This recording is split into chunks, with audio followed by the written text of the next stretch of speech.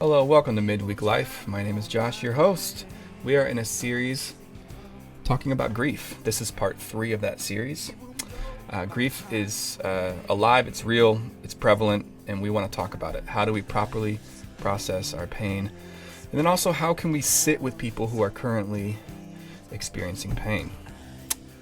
I have the one and only with me, Amy Sherman, our very own. She's on staff here. Accountant? Bookkeeper. Am I on staff here? I think I am. But yes, accounting work, Okay. You bring something unique to the table because of your just being a student of the Allender Center. Yes. Can you tell us about that? Yes. The last year I've been in narrative-focused trauma care with the Allender Center, and I just completed my first Certificate 1 level training, which was incredible. Very, very hard work, but very holy work. And in that, we engage our stories, our core stories that we may or may not have engaged before. And in that process has brought so much grief. So I feel like I've just been living in a lot of grief as of late. But the thing that I've learned is that when we engage our stories with kindness, it really opens up this amazing space to grieve. And it allows us to feel in a way that maybe we hadn't before. I've always been, since a young girl, I've always just really pursued wholeness, and mostly because I had I had childhood trauma.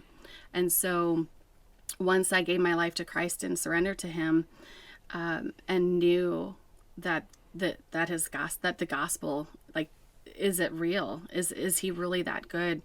And once I started pursuing that and knowing that maybe wholeness was possible, I just have felt that that is something that that was out there for me. And so, yes, I feel like I've grieved a lot of my life, really, because of the childhood trauma that I experienced. And so I wasn't a stranger to doing story work. I've done a lot of emotional work through the past, and a lot of care and a lot of intentional therapy. But in this case with the narrative trauma course, it's just definitely opened up a new way to look at things. And the modality has been something that's been really effective for me. Awesome. Us Christians, we really want to try and help, but sometimes we do more damage than actual help. It's the Romans 8:28, like when someone's sad, like, but God will work all things for good. Yeah, well, that is totally true, but Absolutely. definitely not something you really want to hear at that moment. Can you speak into that? Yes.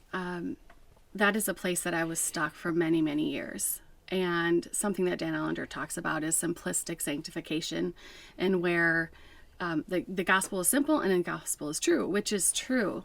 But when you're someone like me or someone else who's had loss in their life, it's really hard to embrace the scriptures and to integrate the truth of just trust Jesus.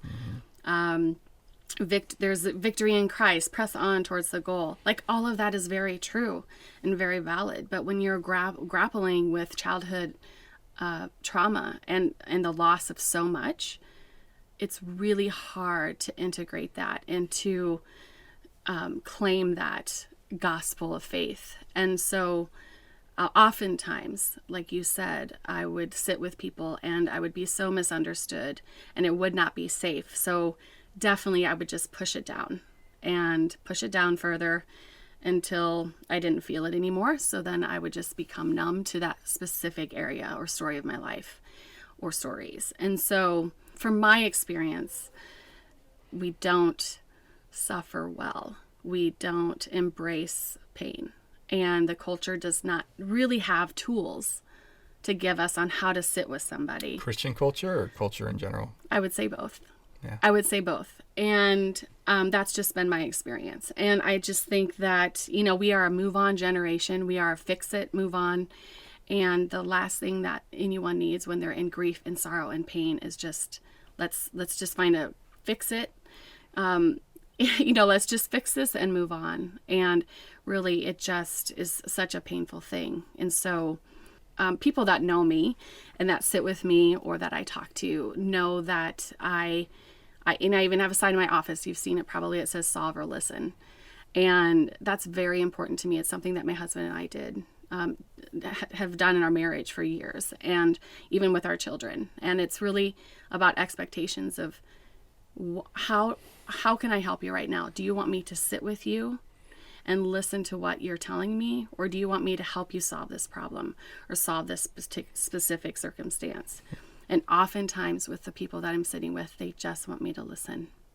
And so I've learned to listen well and just to hold the space for them, a safe space that they can be real and raw without judgment. And I think that's just really valuable and something we're missing, because it's not fun. I mean, grief is not fun. Pain's not fun. It's disrupting. It's painful. You said that people should be given permission to groan. Absolutely. And lament. Yes. And that reminds me of the Romans 8:28. So when I was feeling stuck internally for so many years, I could not claim that scripture, because I was back in Romans 8:18 through 27, where it talks about groaning and grieving and cursing the day you were born, and get me out of this childhood labor, or childbirth labor, and so for me to just move on from that without really being able to feel the pain, and to really have people bear witness to that and comfort me in that was really difficult. I'm less about going straight to 8:28 these days. So one thing that is really important when I sit with people is that I don't offer toxic positivity or gaslighting. And what's an example? Toxic positivity? Like, it's okay, you got this, it could be worse. It could be worse. You look on the bright side. Look on the bright side. Exactly. Like, your future it's going to be, God's going to use this for good, and which we're talking about, but or that you got this, you're amazing, which that's all true. But so what that does though is it creates this self-doubt that, oh, wow, what I'm feeling is not valid and not true, and I just need to get over it. Yeah, just get over it. Hey, just smile. You have so much you have so much going for you. All those things. And so what it does is it creates this self-doubt and just like not a validation of how we're feeling and how we are, like, to our core grieving. And so it just allows us to just push that down, which can create and can also create shame.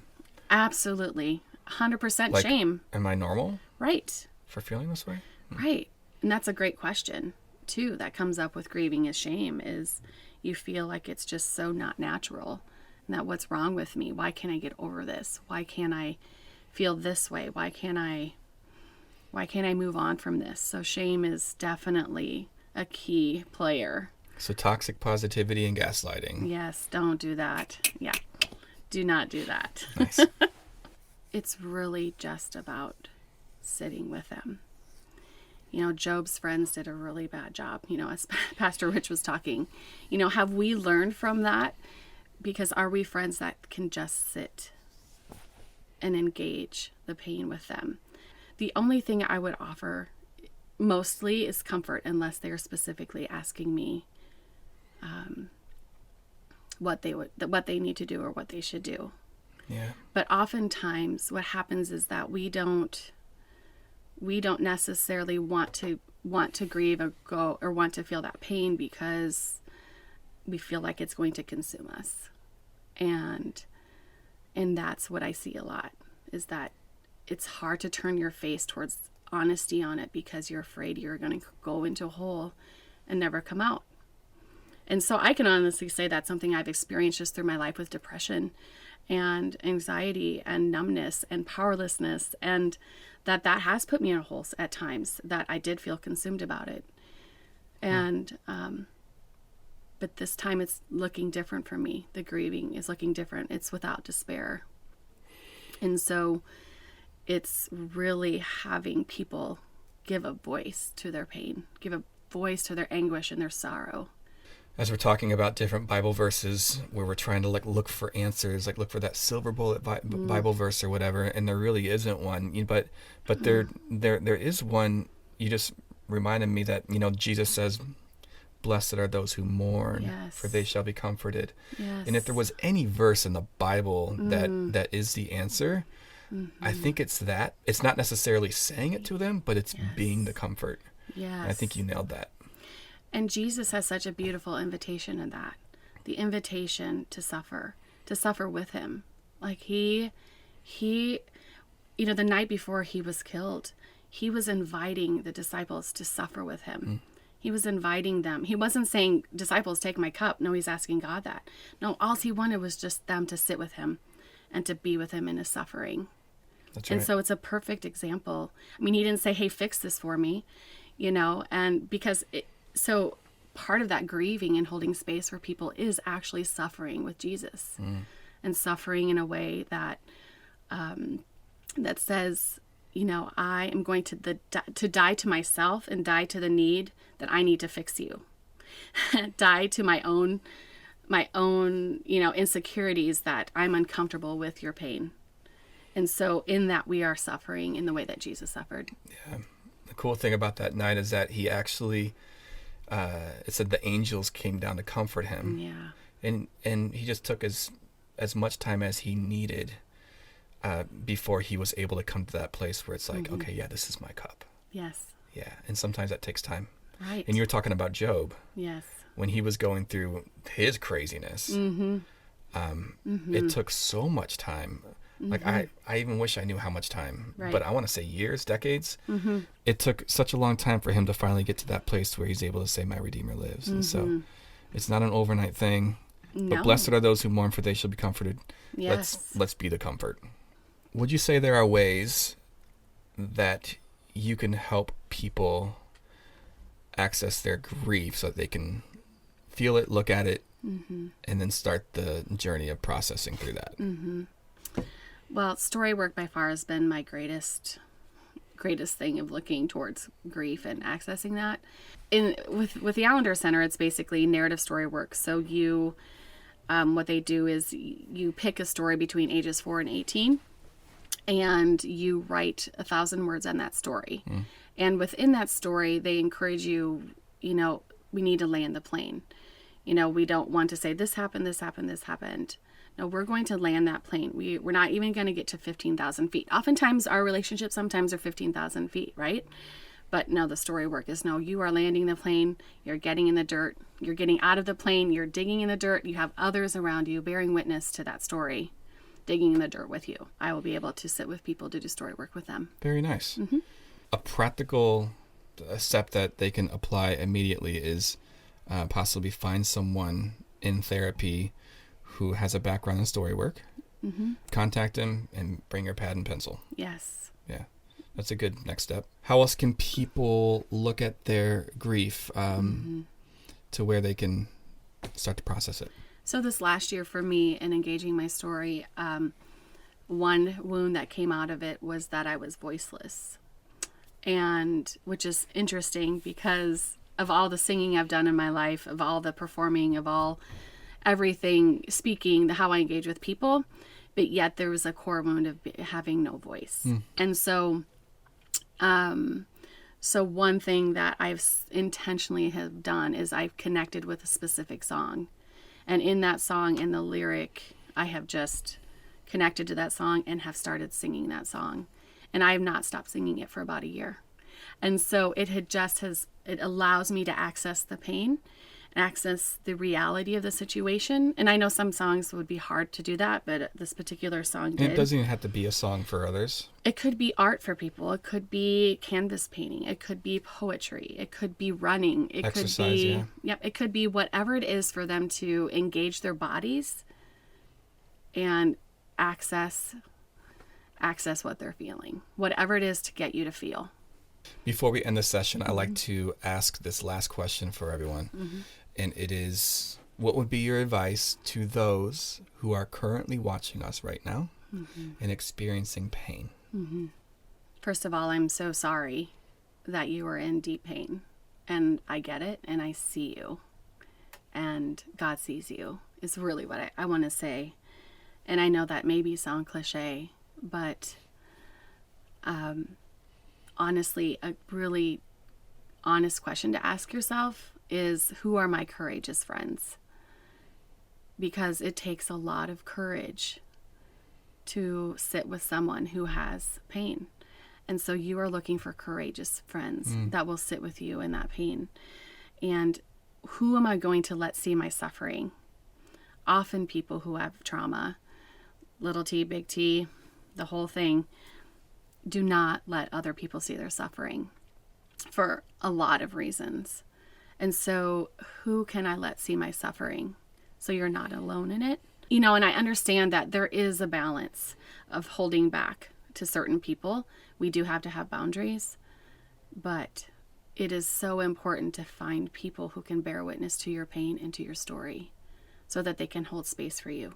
And for those who are suffering right now as well, there's so much goodness of God by being kind to ourselves in that time. Oftentimes we're not kind to ourselves. And I'm guilty of that. I can be kind to everybody, but then when it comes to my stories of pain and suffering, I'm not kind. And so, or I haven't been. This whole year I've just been learning a lot about kindness. So instead of turning against yourself in those moments of pain and grief, can you be kind? Can you be kind to yourself? That's great advice. Thank you. You bet. And that concludes our session for today. We are talking about grief. This is part 3. Amy Sherman, thanks again for joining me. Thank you for having me. Yeah. And please watch this. Please share it. Send it to people who may find value in it at this time. And we'll see you next time.